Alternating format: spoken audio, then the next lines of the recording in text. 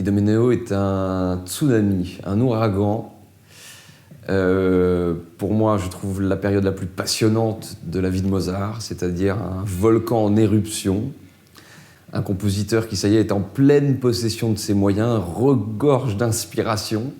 est prêt à faire toutes les expérimentations, et mène un grand laboratoire qui avait un petit peu commencé avec moi des pièces qui me passionnent, qui sont un peu moins connues, que sont Zaïd et Thamos par exemple. Et Idomeneo éclate, et Mozart éclate à la fois la forme,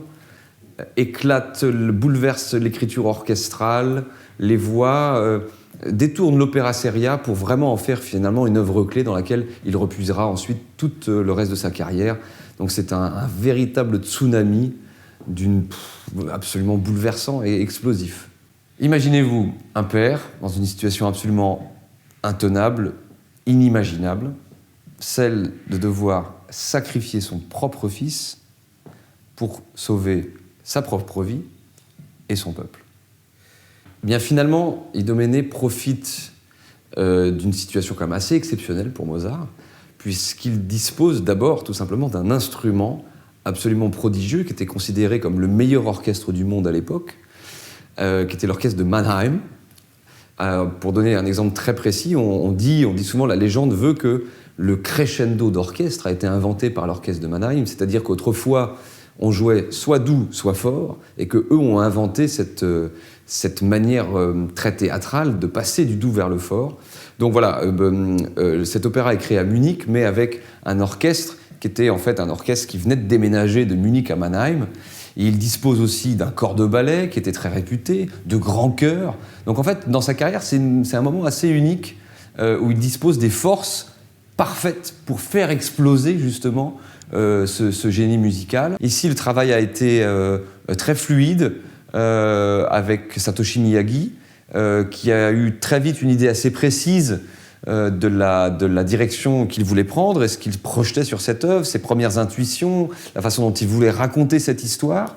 Et donc, il est toujours primordial dans le départ d'une aventure opératique, dans la collaboration entre le chef et le metteur en scène. Et là, c'est quelque chose qui a eu totalement lieu, c'est cet équilibre d'écoute mutuelle entre le chef et le metteur en scène et l'équipe artistique et l'équipe du lieu qui produit l'opéra, pour trouver, surtout pas un compromis, mais une direction commune. Nous avons une équipe magnifique, dont je suis très fier, qui s'est construite avec toute l'équipe du festival. Idomeneo est un rôle redoutable. Il y a une page très célèbre,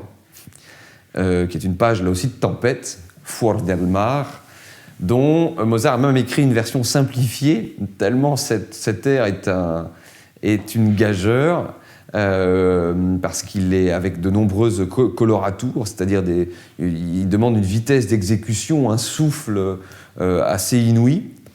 Mais ce qui est passionnant, c'est que pour la première fois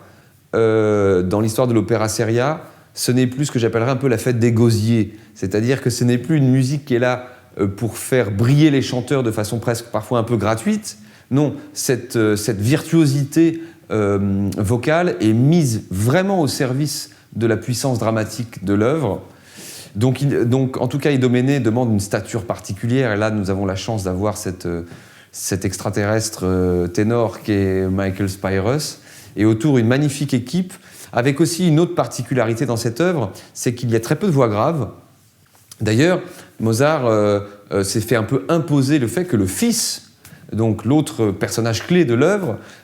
soit chanté d'abord par un castrat soprano, et donc est écrite pour une sorte de voix un peu centrale, qui est à mi-chemin entre le mezzo et le soprano, une sorte de grand soprano, comme on l'appelait à l'époque.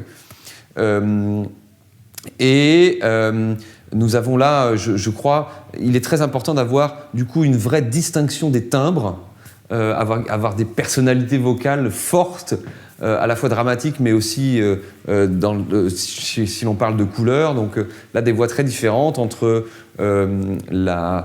cette légèreté à la fois dense de Sabine de Viel, cette patte très particulière d'une magnifique soprano qui s'appelle Schönstack, cette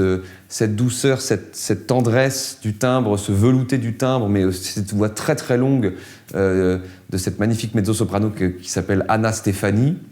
Voilà, et autour de ça, il reste les rôles de second plan avec Arbace, qui sera chanté par un jeune ténor magnifique qui s'appelle Linhart Vrillink, une personnalité vocale pour le grand prêtre de Neptune, qui est souvent confié à un ténor, mais qui peut aussi être confié à un baryton aigu, et là avec Krešimir Spicer, et la voix de Neptune, qui est finalement l'unique voix, réelle voix grave. Alors on pourrait se dire que c'est un peu dommage qu'il n'y ait pas plus de voix grave, mais finalement ça ne fait que renforcer